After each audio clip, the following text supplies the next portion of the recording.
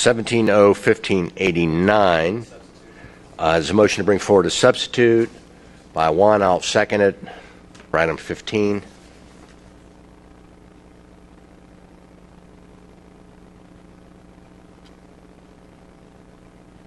The vote is open.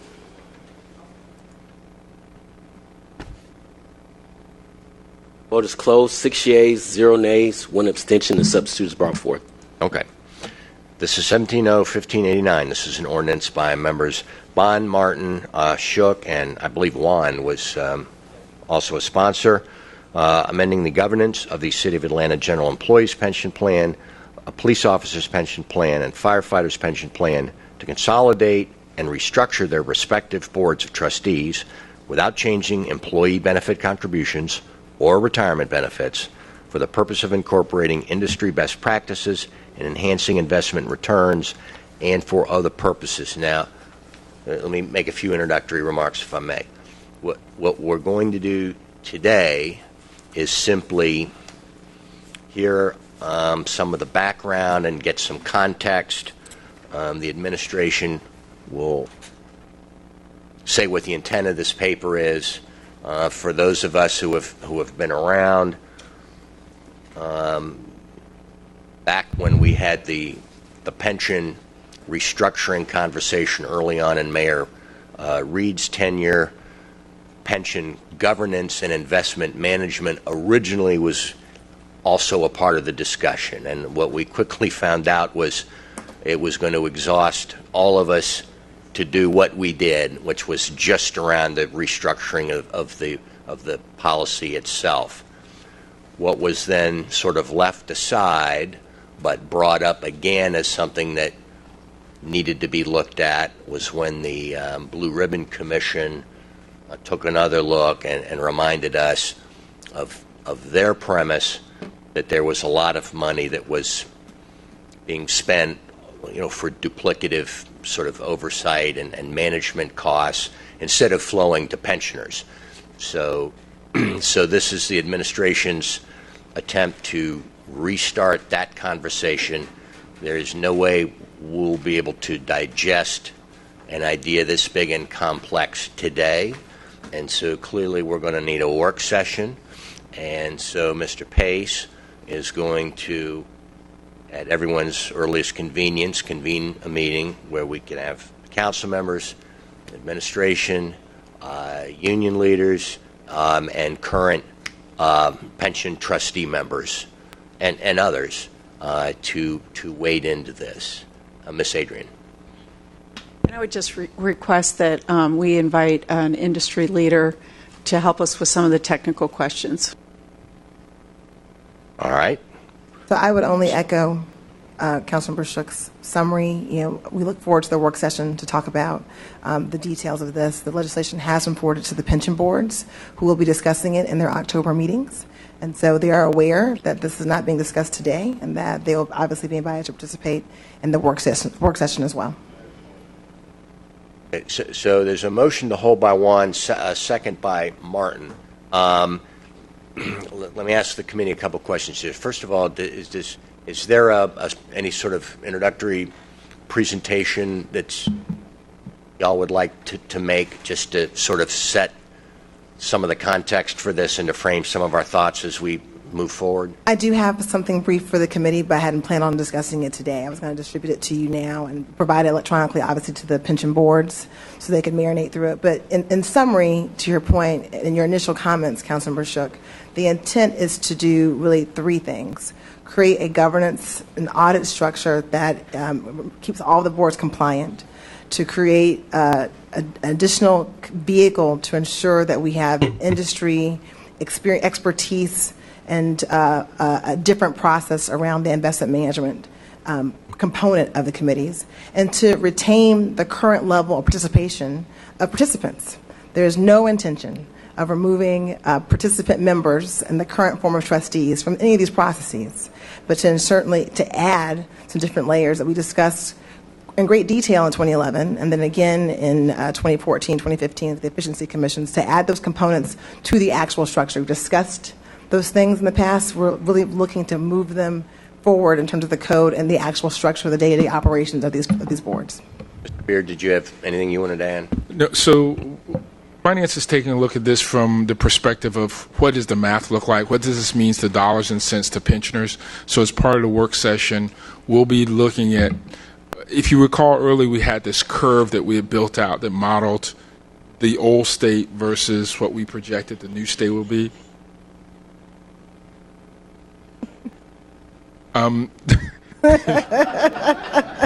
Right about now. A little peanut gallery action. A little background music. We'll be looking at what these changes mean to that curve. If you recall, there were certain triggers that we were trying to avoid in the future, and I think making these changes helps to bend the cost curve in a manner that's consistent with the overall intent of the first go around of looking at this, and we can talk in real dollars and cents about what that means to the pensioners. So we'll be prepared to have that conversation. I've started the review of all of the old actuarial reports, the quarterly reports, the annual reports, et cetera, et cetera. So what's been given to the current pension trustees? They've received the legislation, of course, so they were made aware that it had been introduced. It's been added to the agenda items, and the same summary information we're providing to committee will be provided to the pension board as well. We fully expect to have a discussion in the pension board meetings, which are slated for the first and second weeks of October.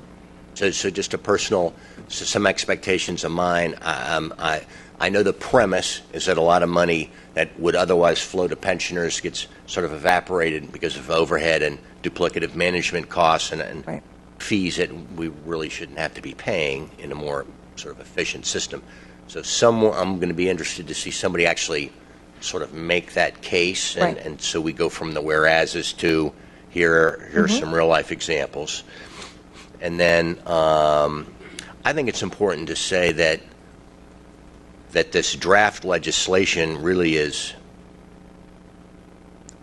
from my perspective, in a couple of important areas, the conversation starter. Yes. I know I and others are interested in taking a careful look at some of the details. Absolutely. There. So let me ask you this, committee. We have 6 people who have signed up to speak today. All have signed up to speak on this issue. Shouldn't we go ahead and hear from them now and not make them wait? Are we okay with that? Yes. So let's. Yes, I'm sorry, Ms. Adrian. Ms. Yancey, I've not been able to determine who drafted this. Is this something that was drafted in-house? It was drafted in-house by the law department. If you recall, we had what we affectionately termed the pension posse. From the 2011 pension activities, so the same subset of attorneys worked on this legislation as well. So Ms. Shahar and Dennis, and Robinson, Amber Robinson. Robinson. Okay. Yes. Christy Matthews was a part of that team. She's not here. She's I not think here. I captured every name. Right. Thank you. Okay, so can we give everyone, say, a couple of minutes apiece Yes. to ask their questions, knowing that we're going to delve into this in much greater detail? All right, fine. First is John McNeil, followed by Richard Light.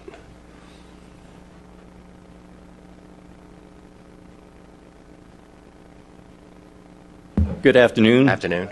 My name is John McNeil, and as an elected trustee on the Firefighters Pension Board, it was my hope that a discussion of the proposed pension governance legislation would have been held with us prior to coming here today.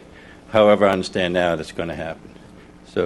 But in 2004, the city attempted and failed in court to block the 3 pension boards from exercising its authority in acquiring a third-party administrator and independent attorney. In that case, the judge stated that the pension boards are neither departments nor agencies of the City of Atlanta. They derive their separate existence from state law, and whose duties it shall be to manage said funds. The judge further stated that the city charter does not provide for any authority or departmental supervision by the city over any of the pension boards. In fact, the court found that the city charter stated a legislative intent to leave the authority of the pension boards as those boards were established by state statute. This proposed legislation conflicts with state law and the city charter by creating a singular city-dominant governance pension board over the management of all pension investment funds with the minority membership by the elected pension board members. The legislation presents serious concerns regarding the existence of an attempted overreach of power by the city regarding the pension boards and the state law.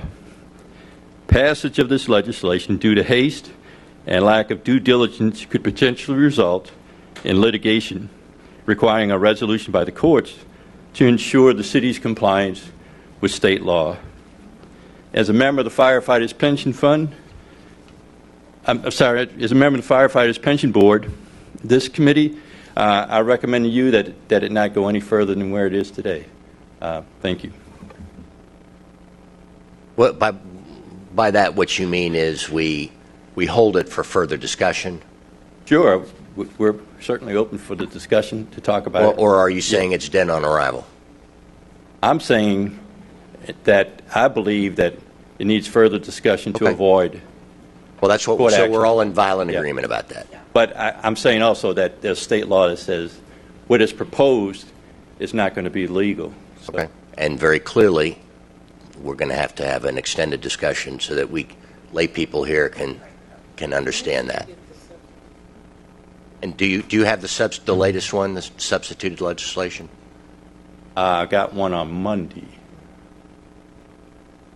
All right. Let's make sure everyone has the current iteration. I'm told yes, I do. Okay. Okay. Well, thank you. Okay. Thank you, Mr. Light. Okay. Callan Evans, followed by Faye Caulfield, followed by Lieutenant Gertis, followed by Lieutenant Allen. Mr. Chair, committee, my name is Keelan Evans.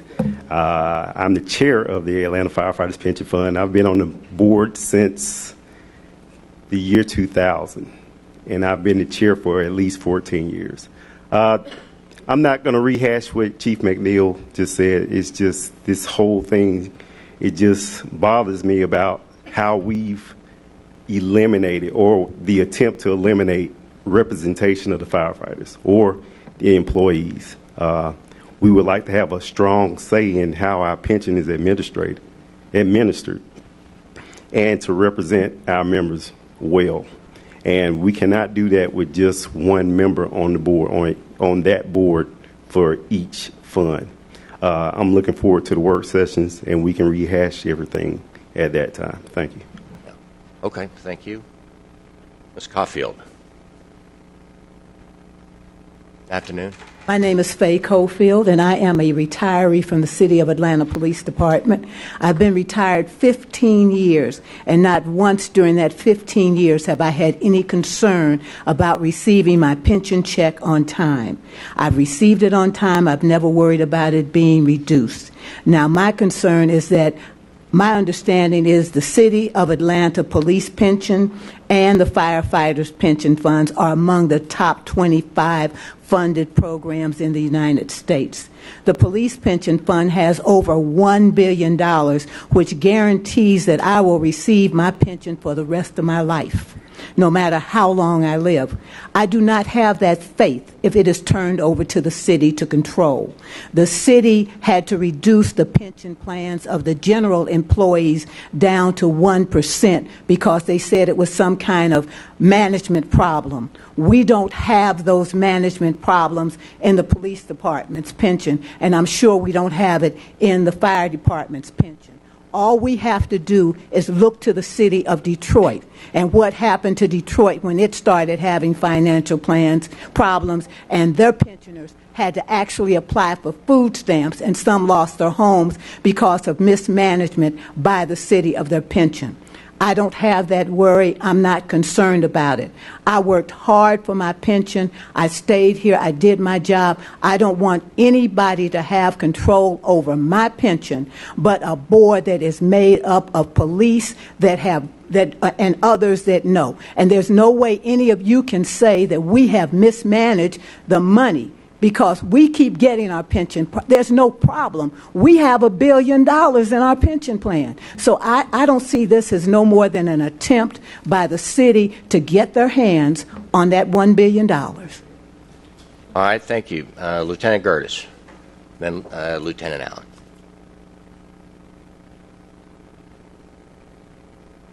Good afternoon, City Council members. Thanks for the opportunity to speak regarding this today. I'm the president of the Local 134 Atlanta Professionals Firefighter Labor Organization. I'm here today to speak regarding this paper that has been presented today. It is our stance that this is going to be detrimental to the firefighters, the retirees that have put in the time and the effort to build this. The employees, the current employees, are in favor of the current situation because we have an opportunity to elect our own board members, speak directly to our board members without the interference of a large board. A smaller board of 6 members, 3 represented by the fire department, elected members by the fire department, fire members, has performed very, very well, and the communication has been strong. We are in favor of it continuing to be the way it is, and we absolutely, request that this does, not go any further. We understand it's going to be a work session, and what we do ask is, what we've always asked for the last 2 years that I've been the president of the organization, is to be complete transparency and invitation to work these matters out. With that, thank you very much. All right, thank you. Ken Allen.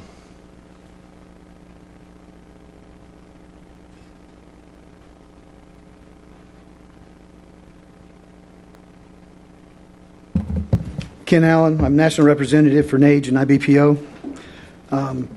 Council, I think one of the things that go on with this part of it, I think I've got a little unique perspective on this because the origination of this came back to the waste and efficiency thing that I was part of, as well as several of you. At that particular time, we know that Invesco did a study that was going on. Mr. Flanagan was part of that as well. And part of the things that came out of that study was that this was not going to be a substantial savings at that time, if you remember correctly. One of the things that I think that is most interesting to me is to wait to find out how exactly we're going to see how some of these things that were listed within this legislation that talks about better investments and that how it's going to save money and things that are in place that are going on as comparatively to what's happening now. The police pension fund at that time, back in 2011 when we did this change on it, was somewhere in the $500, $600 million range and is now close to $1.1 billion. So for somebody to say that the management on this part of it, not the lack of training, which I'm seeing within this legislation, that is, it has certainly not been a part of our board. Now the thing that is considered that nobody wants to talk about is that the gorilla in the room is the APS pension and the general pension funds that are underfunded and continually being worse funded because the city is spending monthly money on making sure that the retirees from the APS are being paid out because more of them are retired than active. We know that that's what the gorilla in the room is. We know that that's what the consideration is on why you're trying to get a movement on that. Okay. Additionally, when you take a look at this legislation and how the structure is made on it, where you're taking a board that has an equal or equitable serving on it in each of the individual people, that is being changed over to the fact that now it's going to be city controlled by a mayor that points at a chairman and is asking for a 5-year term, and then the second term of the mayor that are the three-year terms of things that are going on. This is exactly what the last part of it that was done in this administration in trying to push contracts for city employees as well. This is trying to put a lame duck administration that is going forward is trying to get into the next administration and what's going on with the money part of it. This needs to be held right here. We need to have a work session on it, but this needs to go no further till we know who is the mayor. We know who is the council president, who have significant parts, should this legislation pass, in putting people into place on that. There's not a reason for this to go any further than a work session, us to work it out and find out what's going on, and then again to assess the legal ramifications as to what the 2004-5 court order is. Thank you, council. All right, thank you. Before I recognize Ms. Adrian, let me say one thing. I haven't heard anyone accuse anyone else of mismanagement, so if that's happened, first of all, I would like to know more about it, but I haven't heard anyone make such an accusation. Ms. Adrian. Well, first of all, for you and for everyone in the audience, I want to make it abundantly clear that the 3 distinct funds of assets will remain 3 distinct funds of assets. So there will be no consolidation or commingling of police, fire, and general fund pension funds. And the actuarial assumptions and so on will be tailored as they should be for the particular population it's funding. And you're right, each of the 3 have different issues, especially the general fund. And so I just want you to know and to be confident that that's not a goal here, to commingle anything or to subsidize the deficit with the school people, with certainly not fire and police. I mean, that would be illegal. I mean, that is not what this contemplates. And the other thing I'd like to say to you, Mr. Allen, is, the council just got this, and I've had it for a couple days, and I actually agree with you on the composition and some of the appointment powers, and I think there are a number of us here who have also made those same observations. So, our arms are open, our minds are open to work out something with 2 goals. One is to save administrative costs, and 2 is to make sure that the pension money that all of you work so hard to earn and are looking forward to on the day you retire is under the best fiduciary board and management possible.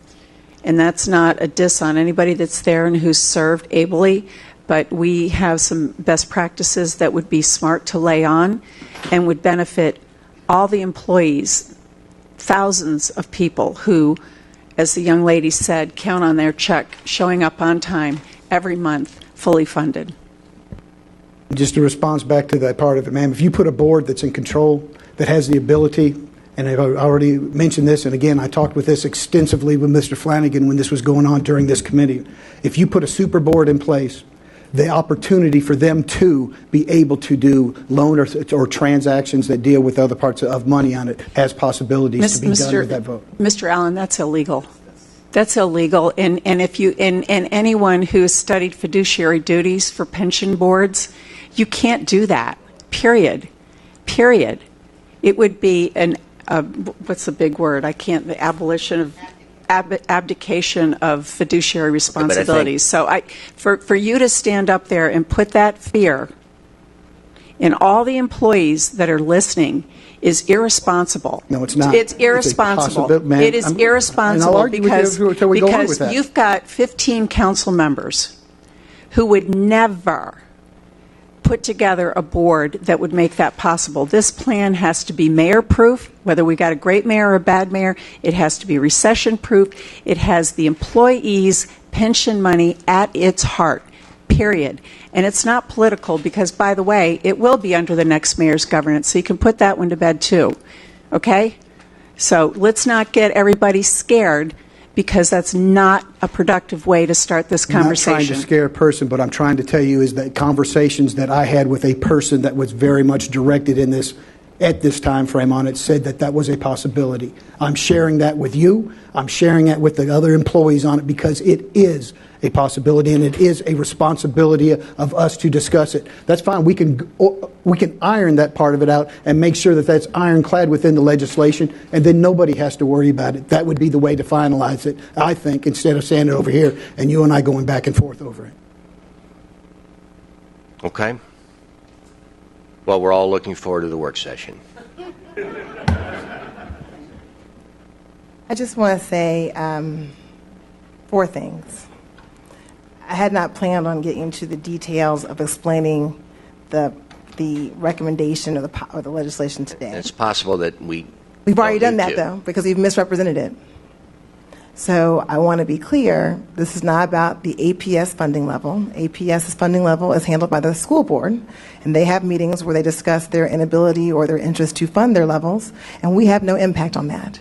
So this is not about APS.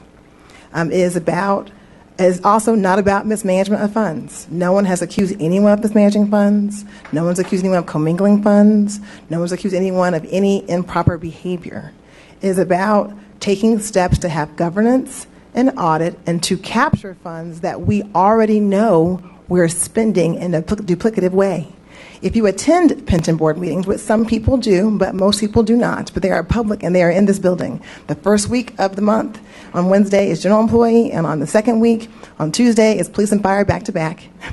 We talk about a lot, those agendas are public, those meetings are public. We discuss, obviously, benefits and investment decisions, and we have lots of overlapping services. It's about recapturing those dollars. The work session Mr. Beers already referred to will give you more data around that.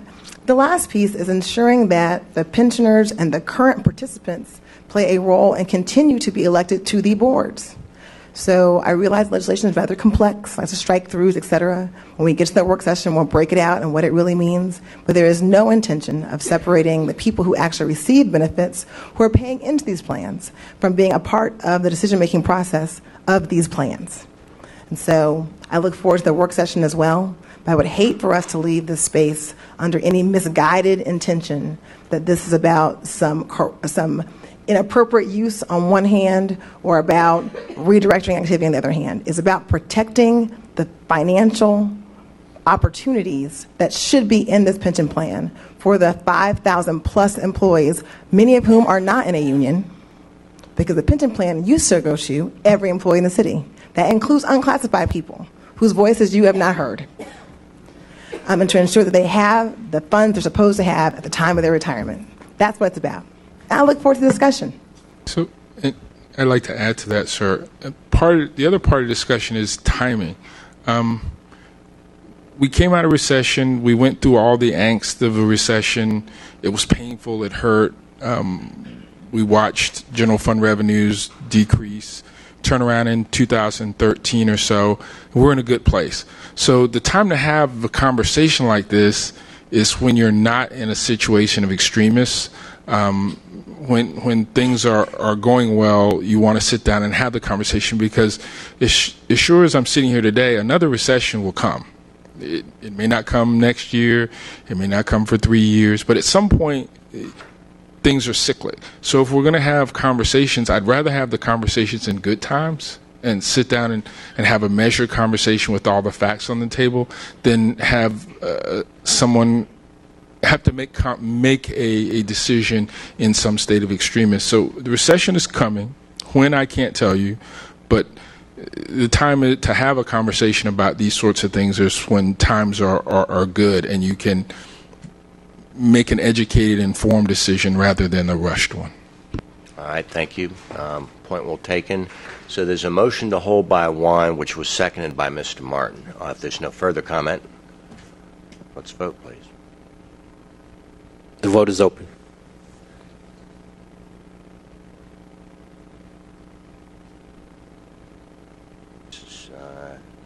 Hold on substitute.